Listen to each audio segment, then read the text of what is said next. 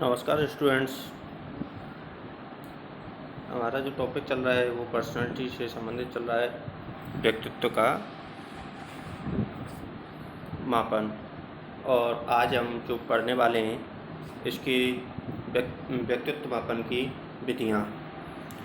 तो इससे पहले हमने व्यक्तित्व के प्रकार को, परिभाषाओं को प्रमुख रूप से जाना था। आज जो हमारा जो टॉपिक रहेगा, जो व्यक्तित्व मापन की विधियाँ।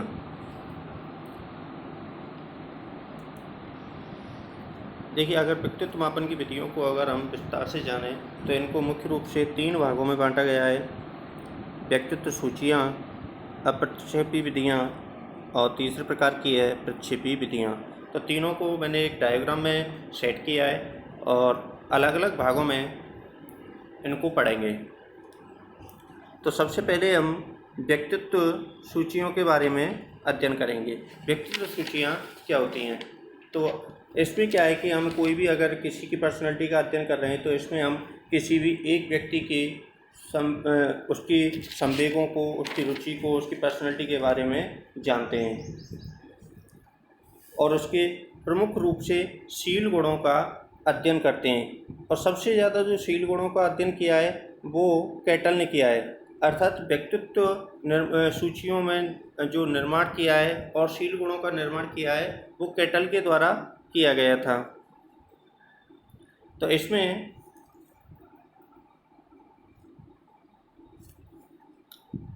एक मनोवैज्ञानिक थे फ्रांसिस गाल्टन। उन्होंने इसको परिभाषित करते हुए कहा है कि उन्होंने सर्वप्रथम व्यक्तित्व मापन की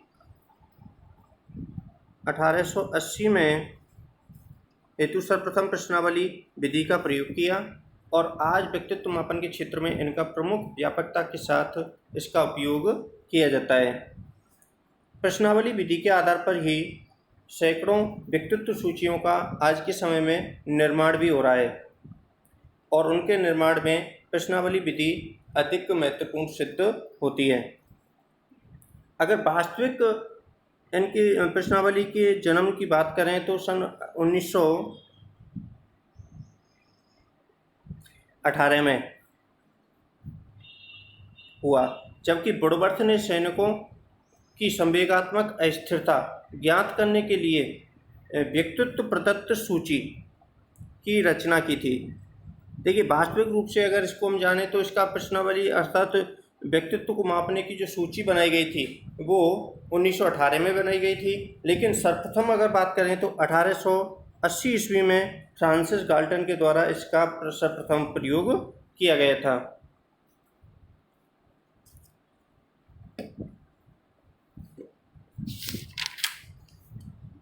और इसके बाद अगर हम व्यक्तित्व मापन की प्रमुख सूचियों के बारे में अगर हम जानें तो प्रमुख सूचियों को हम निम्न रूप से देख सकते हैं, अर्थात एक एक करके इनकी सूचियों का अध्ययन हम कर सकते हैं।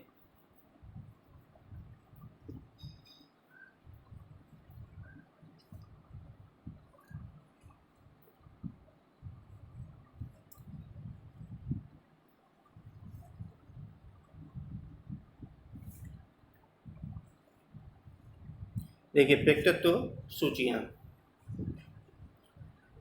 सर्वप्रथम अगर हम व्यक्तित्व सूची की प्रथम मापनी को देखें तो प्रभाविकता अधीनता परीक्षण। इसके जो प्रतिपादक थे वो थे आलपोर्ट। अब देखिए, एक एक सूची के बारे में हम व्यक्तित्व सूचियों के बारे में अध्ययन करेंगे। प्रभाविकता अधीनता परीक्षण जिसके प्रतिपादक थे ऑलपोर्ट। इन्होंने इसका संशोधित संस्करण 1939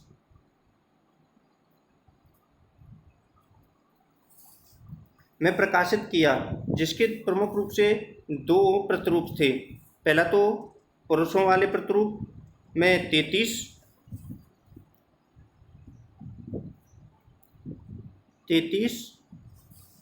तथा स्त्रियों वाले प्रतिरूप में 34। पुरुष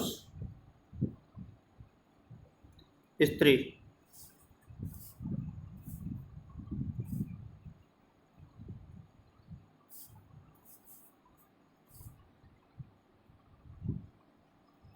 स्त्री। इनमें प्रमुख रूप से पुरुष में 33 पद थे और स्त्रियों में 34 पद थे। इनका उद्देश्य अन्य पर प्रभुत्व रखने अर्थात अथवा स्वयं दूसरे का प्रभुत्व मानने की प्रवृत्ति को जानना था। तो इनका जो प्रमुखता से जो अध्ययन किया गया था, ऑलपोर्ट ने सन 1939 में इन्होंने पुरुषों में 33 पद निर्धारित किए और स्त्रियों में 34 पद निर्धारित किए। और ये ऐसे पद थे जिन्होंने माना कि अपने पर कितना प्रभुत्व है और सामने वाले पर कितना प्रभुत्व है। तो इस प्रकार से इस प्रकार की मापनी इन्होंने तैयार की।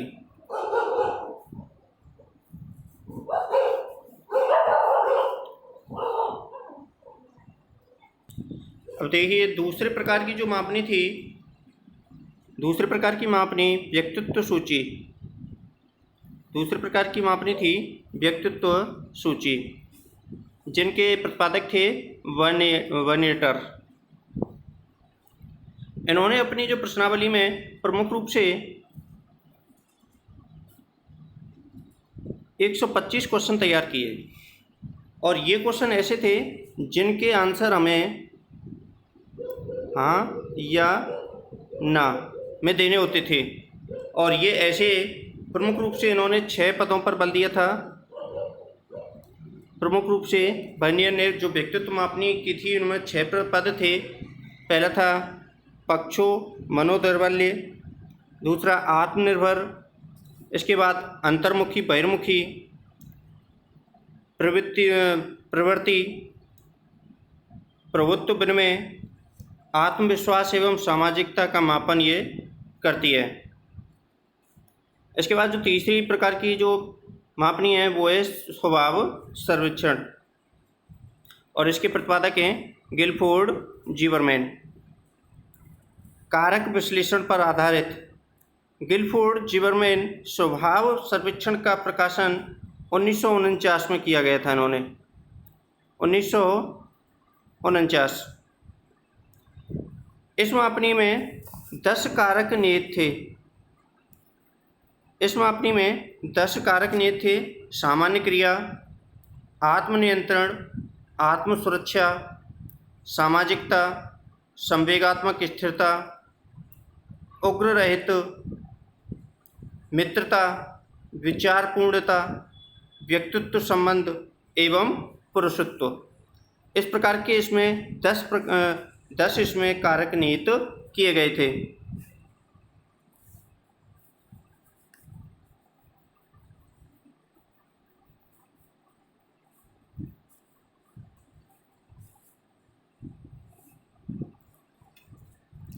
अब चौथे प्रकार की है व्यक्तिगत प्राथमिक अनुसूची। नहीं, इसके बाद अगला था स्वभाव अनुसूची।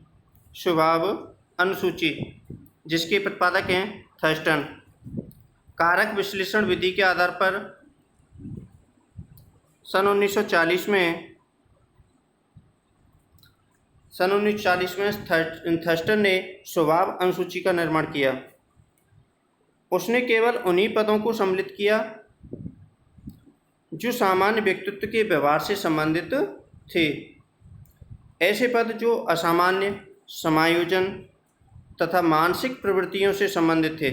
ऐसे पद जो असामान्य, समायोजन व मानसिक विकृतियों से संबंधित थे उन्हें सूची में स्थान नहीं दिया गया। अर्थात स्वभाव अनुसूची में थर्स्टन ने क्या किया कि उस सूची में सामान्य, समायोजन, मानसिक प्रवृत्ति इनसे संबंधित अपने सूची में पदों को रखा गया। और इस सूची में इन्होंने मुख्य रूप से 7 पदों पर विशेष रूप से बल दिया। उन 7 पदों में सर्वप्रथम शील गुण, सक्रियता, प्रबलता, प्रेरकता, प्रभुत्व, स्थिरता, सामाजिकता, प्रतिबिंबित, इस प्रकार के इन्होंने अपनी सूची में पद अंकित किए।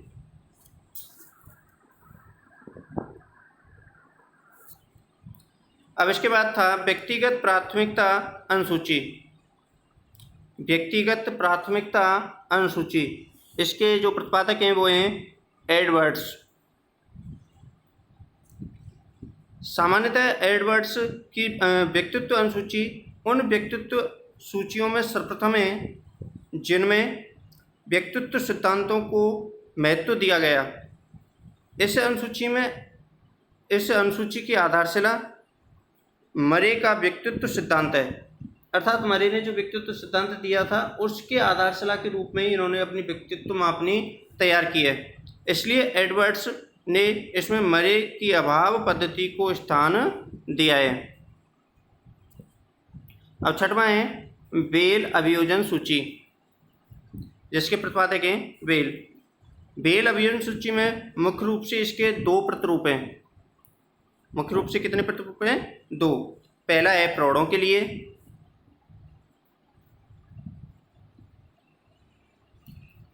लिए, और दूसरा है विद्यालयों के लिए।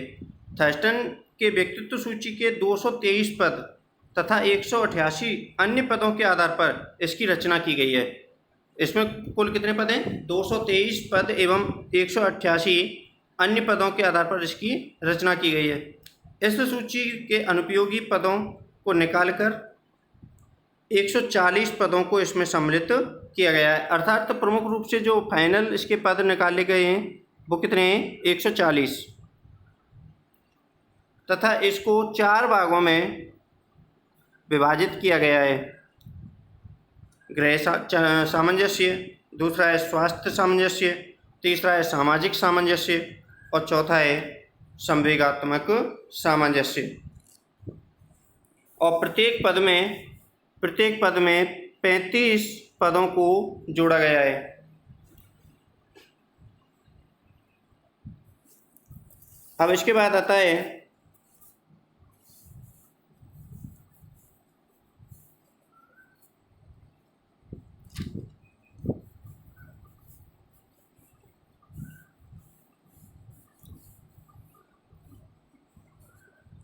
मिनीसोटा बहुआयामी व्यक्तित्व सूची, जिसके प्रतिपादक हैं हैथावे और मैकिनले। देखिए, मिनीसोटा बहुआयामी व्यक्तित्व सूची है जिसे संक्षिप्त रूप से MMPI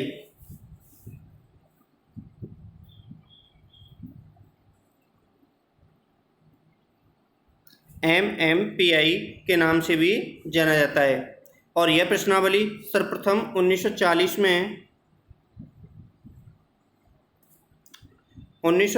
में प्रकाशित हुई। सर्वप्रथम परीक्षण की विषय वस्तु और विषय विवरण पुस्तिका का प्रकाशन मिनीसोटा विश्वविद्यालय प्रेस ने 1943 में किया। इसका प्रकाशन कब हुआ? 1943 में। 1945 के साइकोलॉजिकल कॉरपोरेशन को इसके प्रकाशन अधिकार मिले और 1946 में एक अतिरिक्त विवरण पुस्तिका निकाली गई। ये इसका क्या रहा है? विकास क्रम।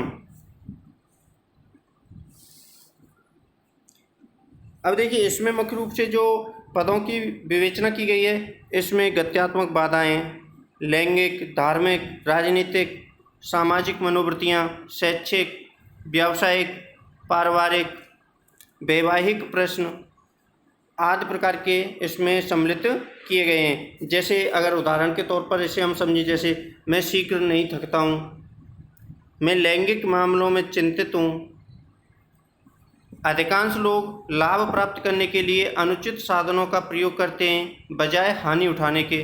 तो इस प्रकार के इसमें क्वेश्चन डाले गए हैं।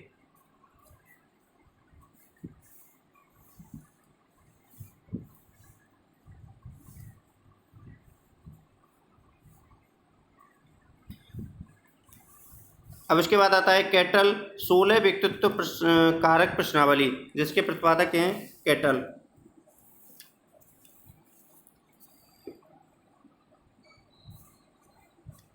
इस मानकीकृत व्यक्तित्व सूची का निर्माण कैटल और इसके सहयोगी थे रेवर ने 1950 में किया तथा इसका संशोधित प्रथम द्वितीय संस्करण 1956 तथा 1970 में किया गया। इस परीक्षण में कुल 17 वर्ष तथा उससे अधिक आयु के लोगों के लिए किया जाता है। इस प्रश्नावली के माध्यम से 16 कारक तथा लक्षणों का मापन किया जाता है।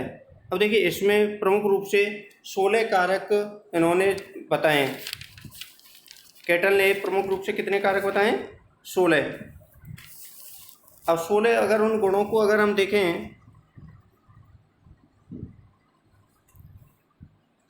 16 उन गुणों को अगर हम देखें कैटल के,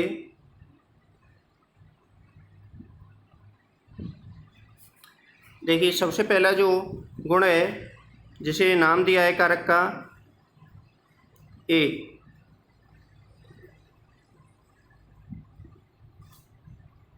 पहला गुण है भावुक। दूसरे का नाम दिया है बी, और व्यक्तित्व गुण है विवेकशील।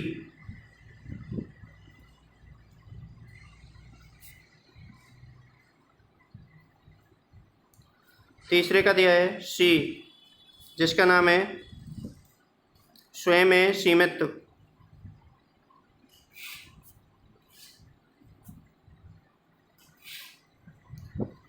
अर्थात मित्रों से रहित। इसके बाद ई, इसमें दिया है दबंग, अर्थात अधिकार जमाने वाले।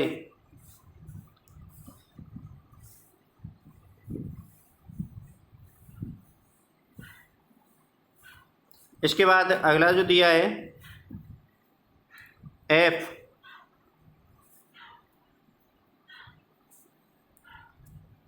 इसमें दिया है गंभीर, अर्थात सादा या संयमी लोग। इसके बाद जी फर्स्ट, इसमें अंतरात्मा से प्रेरित।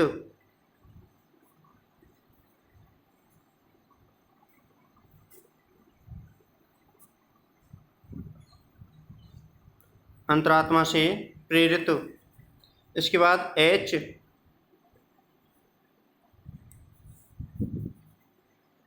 और ये गुण है डरपोक।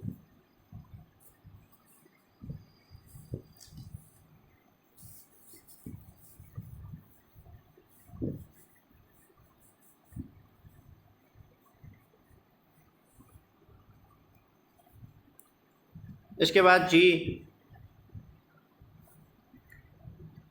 नाजुक। इसके बाद एल संकालू।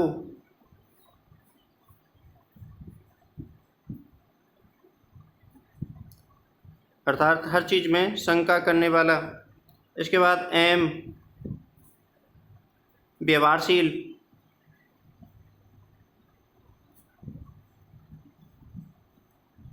व्यवहारशील। इसके बाद एन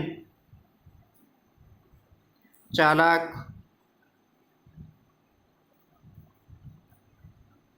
ओ संतोषी।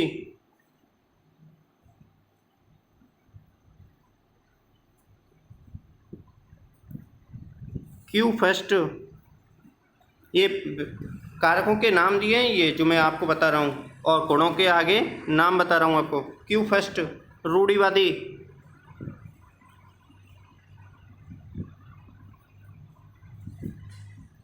क्यू सेकंड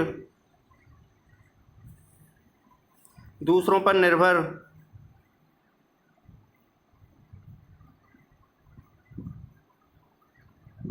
दूसरों पर निर्भर।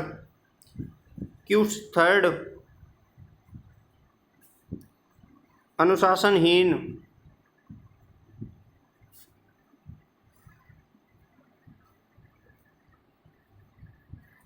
अनुशासनहीन। क्यू फोर्थ चिंता मुक्त।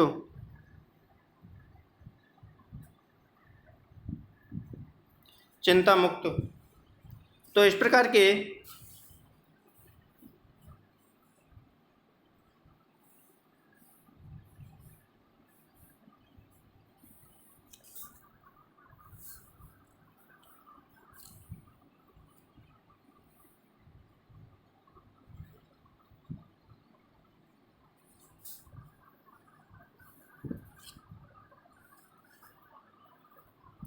कैटल ने प्रमुख रूप से 16 ये शील गुण बताए हैं।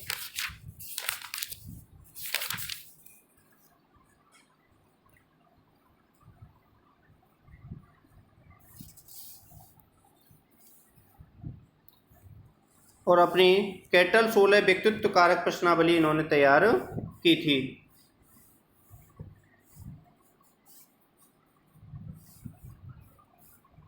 अब उसके बाद आता है अगला बालक व्यक्तित्व प्रश्नावली। बालक व्यक्तित्व प्रश्नावली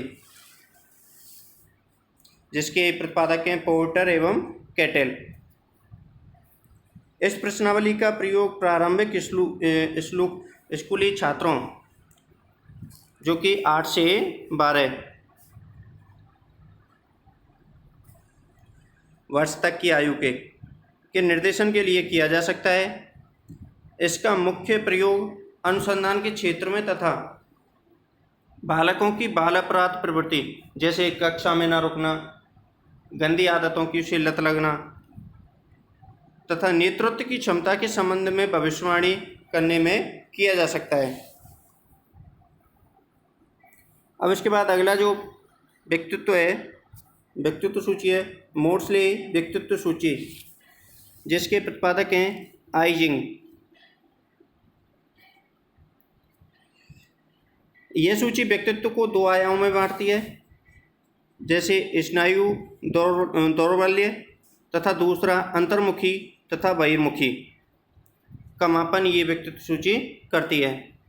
और यह सामान्य तथा असामान्य दोनों ही प्रकारों के व्यक्तियों के लिए उपयोगी है। अब इसके बाद अगली जो सूची आती है वो है अंतर्मुखता बहिर्मुखता व्यक्तित्व मापनी जिसके प्रतिपादक हैं श्रीवास्तव। ये मानकीकृत मापनी अंतर्मुखता एवं बहिर्मुखता व्यक्तित्व मापनी का निर्माण सन 1980 में D.N. श्रीवास्तव ने किया था। इस मापनी में कुल 30 प्रश्न तथा 15 प्रश्न इस मापनी में 30 प्रश्न होते हैं, जिसमें से 15 प्रश्न अंतर्मुखी के लिए और 15 प्रश्न बहिर्मुखी के लिए। दोनों ही प्रकार के बच्चों के लिए इस मापनी का प्रयोग किया जाता है, जिसमें 15 प्रश्न अंतर्मुखी व्यक्तित्व के लिए तथा 15 प्रश्न बहिर्मुखी व्यक्तित्व के लिए प्रयोग में लिए जाते हैं। और प्रत्येक प्रश्न में 5-5 विकल्प होते हैं, जैसे उसमें बहुत कम, कम, साधारण, अधिक और बहुत अधिक। इस प्रकार से इसमें पदों में डिवाइडेशन किया जाता है और उनका मापनी से उनके व्यक्तित्व का अंकन किया जाता है। तो इस प्रकार की जो अभी मैंने आपको मापनी बताई हैं, ये सभी मापनी व्यक्तिगत परीक्षण से संबंधित थी। ये सभी मापनी व्यक्तिगत परीक्षण से संबंधित थी, जिनमें एक शील गुणों से संबंधित, बहुशील गुणों से संबंधित मापनी थी। अब दूसरे प्रकार की जो मापनी आती है वो आती है अप्रक्षेपी विधियाँ। अब देखिए इनको हम विस्तार से पढ़ेंगे, जिसमें प्रमुख रूप से इनको 3 भागों में बांटा गया है। प्रक्षेपी विधियाँ जिसमें वस्तुनिष्ठ प्रविधियाँ, आत्मनिष्ठ प्रविधियाँ तथा तीसरा है अर्धवैज्ञानिक प्रविधियाँ।